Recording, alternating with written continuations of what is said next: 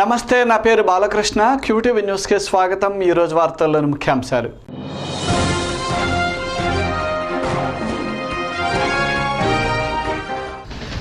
జాతీయ ఇంధన పొదుపు వారోత్సవాలను పురస్కరించుకుని నగరంలో అవగాహన ర్యాలీ.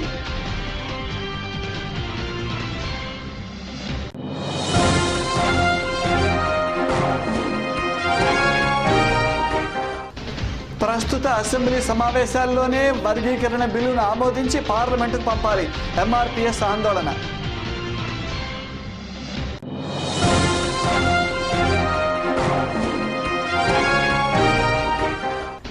ఈ నెల 19వ తారీఖున మంగళగిరిలో ఎయిమ్స్ శంకుస్థాపన. బీజేపీ నాయకులు డాక్టర్ మాతల శ్రీనివాస్. గ్రామీణ స్థాయి నుండి ఎల్ఈడి బల్బుల వినియోగాన్ని పెంచి ఇంధన పొదుపుపై ప్రజలలో అవగాహన కల్పించేలా చర్యలు తీసుకోవాలని కలెక్టర్ కాంతిలాల్ దండే అధికారులను ఆదేశించారు. నేడు స్థానిక పోలీసు పెరేడ్ గ్రౌండ్స్లో జాతీయ ఇంధన పొదుపు వారోత్సవాలను పురస్కరించుకొని ఏర్పాటు చేసిన ర్యాలీని ప్రారంభించిన కలెక్టర్ అనంతరం మీడియాతో మాట్లాడారు. ప్రభుత్వం విద్యుత్ రంగంపై ప్రత్యేక దృష్టి సారించడంతో విద్యుత్ లోటు ఉన్న రాష్ట్రం నుండి మిగులు విద్యుత్ రాష్ట్రంగా నమోదు చేసుకున్నదని కలెక్టర్ అన్నారు. ఈ నెల 14 నుండి 20వ తేదీ వరకు జాతీయ ఇంధన పొదుపు వారోత్సవాల సందర్భంగా ప్రభుత్వం పలు కార్యక్రమాలు నిర్వహిస్తుంది. భవిష్యత్ అవసరాలను దృష్టిలో ఉంచుకుని ప్రతి ఒక్కరూ విలువైన ఇంధనాన్ని పొదుపు చేసే విధంగా ప్రజలలో అవగాహన కల్పిస్తున్నారు. ఎల్ఈడి బల్బుల వినియోగం ద్వారా విద్యుత్తును ఆదా చేసేందుకు జిల్లాలో ఎల్ఈడి బల్బుల పంపిణీని నిర్వహిస్తున్నారు. వీటితో పాటు సోలార్ విద్యుత్ ప్లాంట్లను ఏర్పాటు చేసే విధంగా చర్యలు చేపట్టింది. విద్యుత్ ఆదాపై ప్రజలలో విస్తృతంగా అవగాహన కల్పించే అంశంపై ప్రభుత్వం ప్రత్యేక దృష్టి పెట్టింది.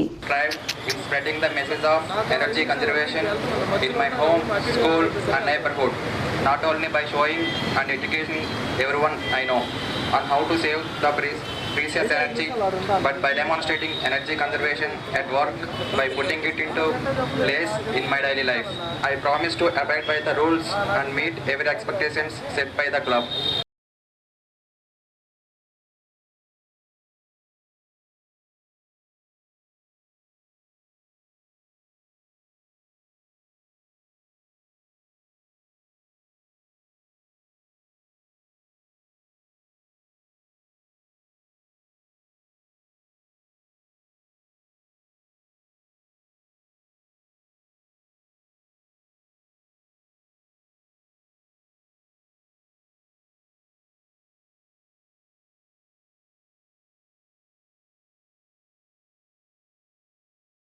రాష్ట్ర ప్రభుత్వ ఆదేశాల మేరకు జిల్లాలన్నింటిలో కూడా, అన్నిటితో పాటు మన గుంటూరు జిల్లాలో కూడా ఇంధన పొదుపు వారోత్సవాలను ప్రారంభించుకుంటున్నాం. మరి గౌరవ ముఖ్యమంత్రి వర్యులు ఎంతో ప్రతిష్టాత్మకంగా తీసుకుని పవర్ డెఫిసిట్ సినారియో నుంచి మనకి ఇప్పుడు పవర్ సర్ప్లస్ క్రెడిట్ సినారియో తీసుకురావడం అనేది మన డిపార్ట్మెంట్, ముఖ్యంగా ఎలక్ట్రిసిటీ డిపార్ట్మెంట్, ట్రాన్స్కో మరియు జెన్కో, ఈ రెండు డిపార్ట్మెంట్స్ యొక్క డెడికేటెడ్ వర్క్ ఫోర్స్ ఈ విధంగా దీన్ని సాధించడం జరిగింది. మొన్న నచ్చిన జాతీయ స్థాయిలో జరిగిన ఈ ఎనర్జీ ఆడిట్లో 5 అవార్డ్స్ని మన రాష్ట్రం గెలుచుకోవడం అనేది, ఈ ఇంధనాన్ని, ముఖ్యంగా ఈ ఎలక్ట్రిసిటీని మనం ఏ విధంగా జనరేషన్ లాసెస్ కానీ ట్రాన్స్మిషన్ లాసెస్ కానీ అత్యంత తక్కువ స్థాయిలో వీటిని సాధించుకుని మరి మనం ఎలక్ట్రిసిటీ విషయంలో ఎంతో జాగ్రత్తగా వాడుతున్నట్లుగా తెలుస్తోంది. అలాగే మరి రాష్ట్ర స్థాయిలో గౌరవ ముఖ్యమంత్రి వర్యుల యొక్క ఆదేశాలతో మొత్తం 19 లక్షల ఈ ఎల్ఈడి బల్బ్స్ని మనం డిస్ట్రిబ్యూట్ చేయడం జరిగింది. ఈ డిస్ట్రిబ్యూషన్ కార్యక్రమాన్ని మన జిల్లాలో, ముఖ్యంగా గుంటూరు జిల్లాల నుంచి ప్రారంభించి దాదాపు 9 lakhs వరకు కూడా మరి ఈ ఎల్ఈడి బల్బ్స్ని మనం మన జిల్లాలో డిస్ట్రిబ్యూట్ చేస్తాం. మరి అయితే ఇప్పుడు విశాఖపట్నం మున్సిపల్ కార్పొరేషన్ 100% ఎల్ఈడి బల్బ్స్తో మనకి పొదుపులో ముందున్నట్టుగా జాతీయ స్థాయిలో కూడా గుర్తింపున్నట్టుగా ఉంది. నేటి నుండి ప్రారంభమైన అసెంబ్లీ సమావేశాలలో వర్గీకరణ బిల్లును ఆమోదించి పార్లమెంటుకు పంపాలని కోరుతూ ఎంఆర్పీఎస్ ఆధ్వర్యంలో కలెక్టరేట్ ఎదుట ధర్నా నిర్వహించారు. ఎన్నికల ముందు ముఖ్యమంత్రి చంద్రబాబు నాయుడు ఎస్సీ రిజర్వేషన్ వర్గీకరణ చేయించే బాధ్యత తనదేనని నమ్మబలికి తీరా అధికారంలోకి వచ్చిన తరువాత ఎటువంటి చర్యలు తీసుకోకుండా మాదిగలను మోసం చేశారని వారు ఆరోపించారు. ఈ సమావేశాలలో వర్గీకరణ బిల్లు ఆమోదం చేయకుంటే రాష్ట్ర వ్యాప్తంగా ఆందోళన ఉధృతం చేస్తామని హెచ్చరించారు.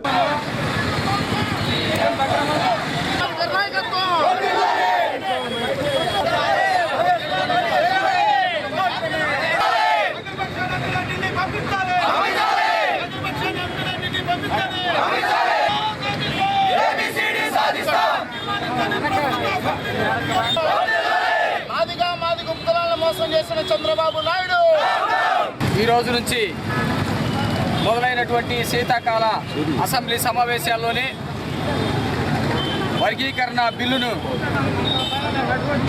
అసెంబ్లీలో తీర్మానం చేయాలని చెప్పేసి డిమాండ్ చేస్తూ మాదిగ రిజర్వేషన్ పోరాట సమితి ఆంధ్రప్రదేశ్ వ్యాప్తంగా అన్ని జిల్లాల కలెక్టర్ కార్యాలయం ముందు ఈరోజు కార్యక్రమాన్ని ఇచ్చిన సంగతి మీ అందరికీ తెలిసిందే. ఆంధ్రప్రదేశ్లోని 13 జిల్లాల్లో కూడా ఈరోజు కలెక్టర్ కార్యాలయం ముందు కార్యక్రమాలు జరుగుతూ ఉన్నాయి. అట్లాగే రేపు ఆర్టీఓ కార్యాలయాల ముందు, ఎల్లుండు ఎంఆర్ఓ ఆఫీసుల ముందు, 21వ తారీఖున మందకృష్ణ మాదిగ గారు విజయవాడలోని సికామణి సెంటర్లో దీక్ష కార్యక్రమాన్ని చేస్తూ ఉన్నాడు. దానికి చెలో మాదిగ విద్యార్థుల సమైక్య ఆధ్వర్యంలో చెలో విజయవాడ కార్యక్రమాన్ని ఇవ్వడం కూడా జరిగింది. ఎస్సీ రిజర్వేషన్ల వర్గీకరణ చేయించే బాధ్యత తనదేనని, గతంలో కూడా నేను వర్గీకరణ చేశానని, నన్ను నమ్మండి, ఈ ఎన్నికల్లో నాకు మద్దతు ఇవ్వండి, ఖచ్చితంగా అధికారంలోకి వచ్చిన వెంటనే వర్గీకరణ చేయిస్తానని మాదిగలకు మాట ఇచ్చి మాదిగల యొక్క మద్దతు తీసుకొని పాదయాత్రని జయప్రదం చేసుకొని ఎన్నికల్లో విజయం సాధించిన తర్వాత చంద్రబాబు నాయుడు నీచాతి నీచంగా వ్యవహరిస్తున్న సంగతి మీ అందరూ కూడా చూస్తూ ఉన్నారు. వర్గీకరణకి వ్యతిరేకంగా ఉండి జగన్మోహన్ రెడ్డి గారికి అనుకూలంగా ఉండి ఎన్నికల్లో వైఎస్ఆర్ కాంగ్రెస్ పార్టీకి మద్దతు ఇచ్చినటువంటి జూపూడి ప్రభాకర్ని తన దగ్గర చేర్చుకొని ఎమ్మెల్సీ టికెట్ ఇచ్చి ఎమ్మెల్సీలో ఆయనకి అవకాశం లేకపోతే ఎస్సీ కార్పొరేషన్ చైర్మన్ ఇచ్చి ఇప్పుడు చంకరెక్కించుకున్నటువంటి చంద్రబాబు నాయుడికి ఏ మాత్రం సిగ్గు లజ్జ కనుక ఉంటే, మాదిగల్ని మోసం చేయకూడదు అనుకుంటే, ఇచ్చిన మాటకి కట్టుబడి ఉండాలనుకుంటే, వర్గీకరణ సమస్య ప్రజాస్వామిక డిమాండ్ అని చెప్పేసి అనుకుంటే ఈ సమావేశాల్లోనే తీర్మానం చేయాలని చెప్పేసి ఎంఆర్పిఎస్ కోరుతా ఉంది. మరి టీఆర్ఎస్ ప్రభుత్వం తెలంగాణలో టీఆర్ఎస్ పార్టీ అక్కడ వర్గీకరణకి మరి మేము మద్దతు ఇవ్వకపోయినా, అక్కడ ఆ రోజు టీఆర్ఎస్ పార్టీకి మేము మద్దతు ఇవ్వకపోయినా తెలంగాణ అసెంబ్లీ సమావేశాల్లో తీర్మానం చేసి ఢిల్లీకి పంపించడం కూడా జరిగింది. అఖిల భారత వైద్య విజ్ఞాన శాస్త్ర సంస్థ ఎయిమ్స్ శంకుస్థాపన ఈ నెల 19వ తారీఖున మంగళగిరిలో జరగనున్నదని BJP Lok Sabha incharge doctor Madala Srinivas తెలిపారు. మొత్తం 193 ఎకరాల్లో అత్యంత ప్రతిష్టాత్మకంగా నిర్మిస్తున్న ఎయిమ్స్ శంకుస్థాపన కార్యక్రమానికి ముఖ్యమంత్రి చంద్రబాబు నాయుడు, కేంద్ర రాష్ట్ర మంత్రులు హాజరవుతున్నట్లుగా తెలిపారు. కేంద్ర ప్రభుత్వం ఈ నిర్మాణానికి 1618 కోట్ల రూపాయల నిధులను మంజూరు చేసిందని, అంతర్జాతీయ ప్రమాణాలతో నిర్మాణం జరగనున్నదని అన్నారు.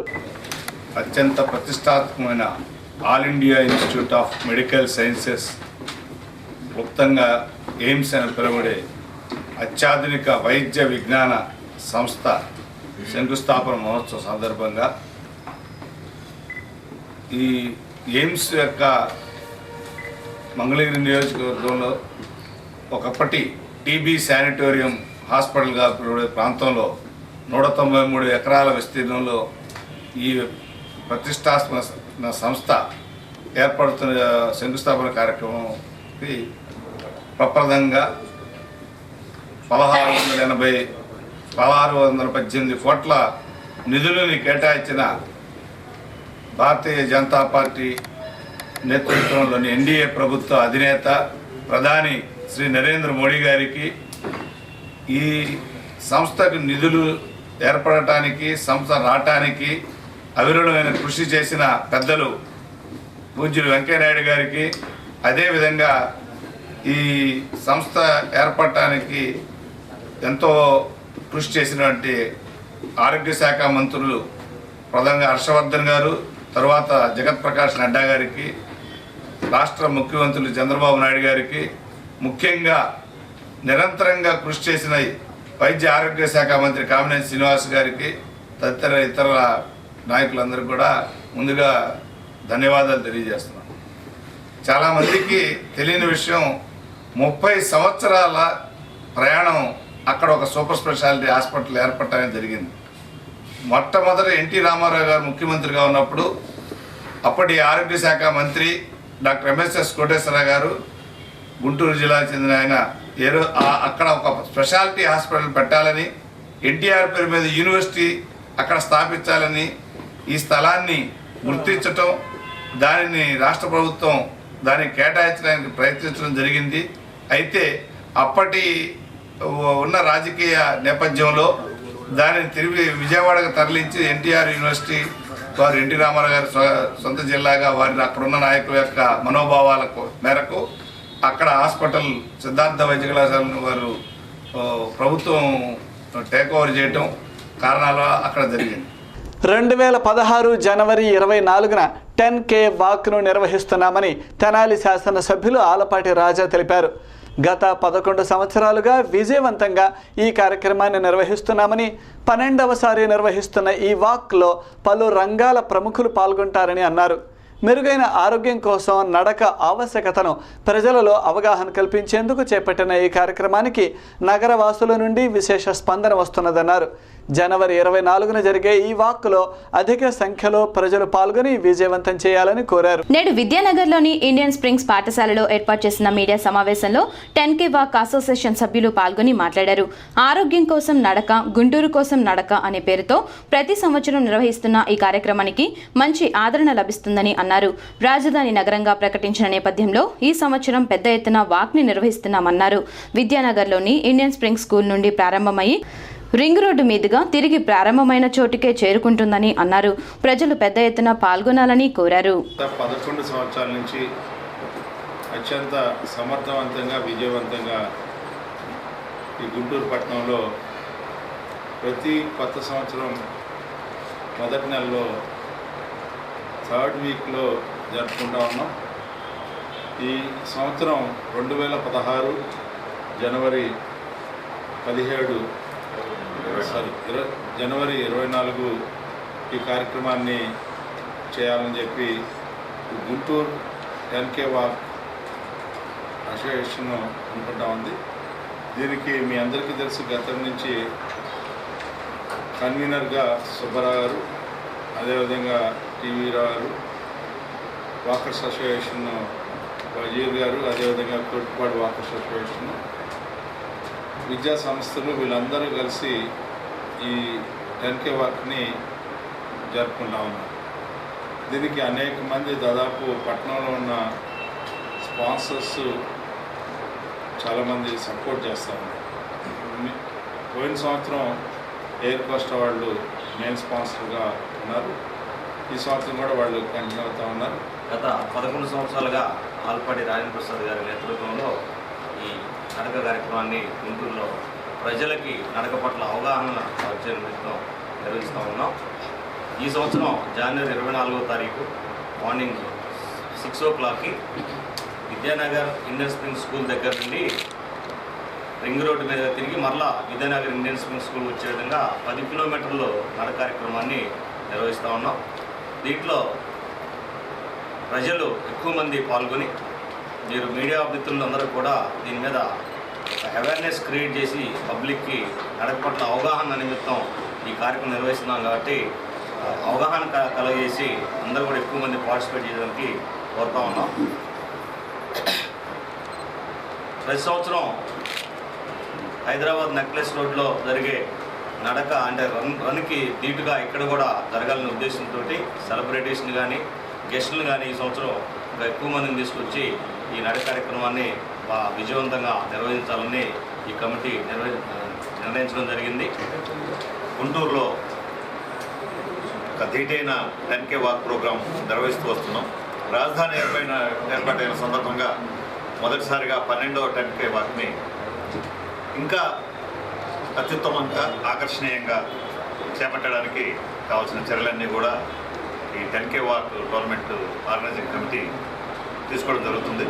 మీడియా మిత్రులందరూ కూడా ప్రజలందరినీ చైతన్యవంతులు చేసి ఎక్కువ మంది పార్టిసిపేట్ చేసి అందరి ఆరోగ్యము కోసం ఈ 10K వాక్ నడుస్తుందన్నది మెసేజ్ని ప్రజల్లోకి తీసుకెళ్ళి దీన్ని బాగా సక్సెస్ఫుల్గా ఆర్గనైజ్ చేయవలసిందిగా. క్షూ టీవీ న్యూస్లో ఇప్పటిక విరామం.